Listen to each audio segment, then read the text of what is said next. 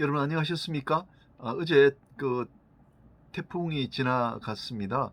포항에서는 큰 난리가 났었는데 여러분 비 피해 없기를 바랍니다.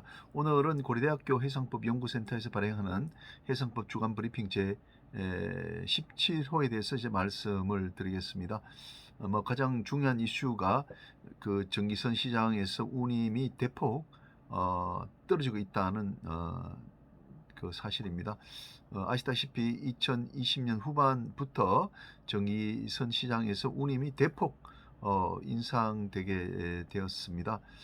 미국 정부가 이제 수요를 창출하기 위해 가지고 돈을 많이 풀었고, 또 반대로 미국 내륙에서 물류가 흐르지 못해 가지고 선박들이 항구에서 기다리는 시간들이 많아졌습니다. 그러다 보니까 공급이 줄어든 것입니다. 수요는 많아지고 공급은 줄어들고 하다 보니까 이제 운임이 대폭 올랐습니다. 그래서 SCFI라고 이제 상해에서 어, 발행하는 컨테이너 운송 운임의 그 지수가 이제 5,100 정도까지 올라갔었습니다. 그래서 미주에 다니는 이제 뭐 20피트짜리 그 하나가 1,000불 하던 것이 이제 10,000불까지 올라가는 그런 사태가 일어났었습니다. 그런 이제 최근에 미국에서 다시 인플레를 막기 위해 가지고 이제 금융 긴축 정책을 펴고 있지 않습니까? 아마도 그런 영향 때문에 최근에 발표된 SCFI는 약 2,800 선을 이제 유지하고 있습니다. 그러니까 약 한 45% 정도 최고점보다 빠졌다 이렇게 볼 수가 있는 것이거든요. 또 이걸 좀 낙관적으로 연착륙할 것이다. 운임이 그래도 상당히 좋은 수준을 유지할 것이다. 이렇게 말씀하신 분도 있지만 저 같은 경우는 운임은 많이 떨어질 것이라고 이제 보는 거죠.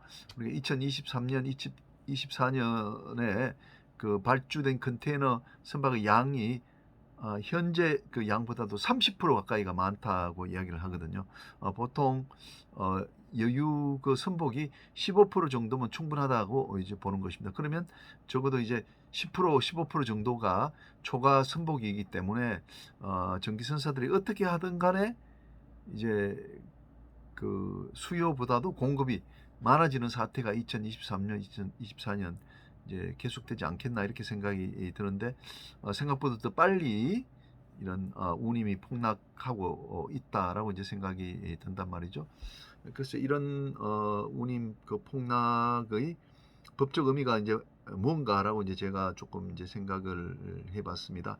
이제 뭐 작년과 같은 경우에 이제 화주들이 이제 배도 잡기도 어렵고 운임도 높기 때문에 상당히 높은 운임으로 장기 운송 계약을 많이 이제 체결했습니다. 예를 들면 뭐 4,000불로 그 장기 운송 계약을 체결했다. 그런데 이 경기가 더 나빠져 가지고 뭐그 5,000불 하던 것이 1,000불로 단위당 그 운임이 한다면은 물론 이제 계약을 했기 때문에 계약이 그대로 지켜지면 좋지만 스팟이라고 해서 현재 그 운임이 1,000불밖에 안 되는데 이제 5,000불, 4,000불을 과연 화주들이 그대로 따라서 이제 운송 계약이 이행될 것인가 이렇게 볼 때 제가 볼 때는 뭐 작년 재작년 같은 경우에 이제 어떤 운송인들은 장기 운송 계약에서 낮은 운임을 받지 않고 어떻게 하든지 또 스팟에서 높은 운임들을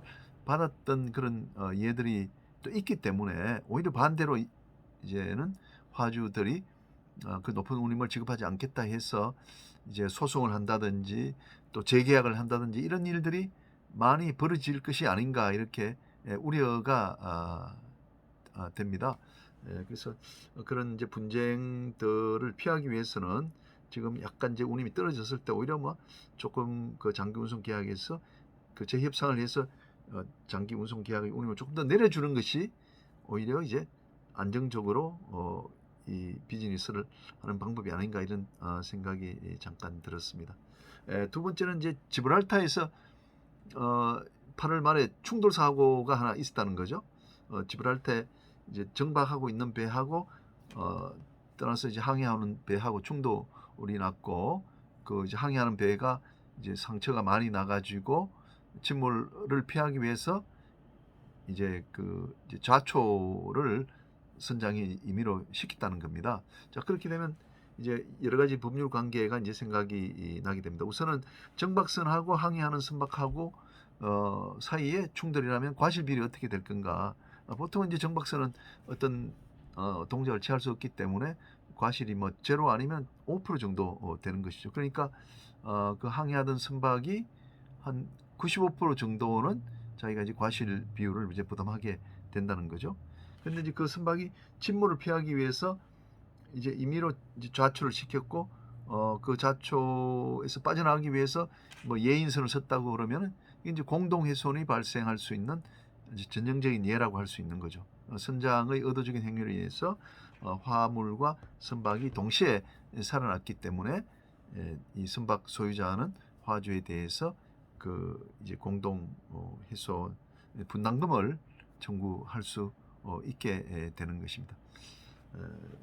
그 수리비는 이제 선박보험에서 커버가 되는 것이죠. 그리고 공동훼손 분담금 같은 경우에는 이제 우리나라 상법의 경우에는 이제 그 보험자가 공동훼손 분담금은 이제 지급하도록 되어 있고 선박보험이나 적하보험에서도 공동훼손 분담금은 보험자가 보험으로 커버하도록 그렇게 되어 있습니다. 예, 감사합니다, 여러분.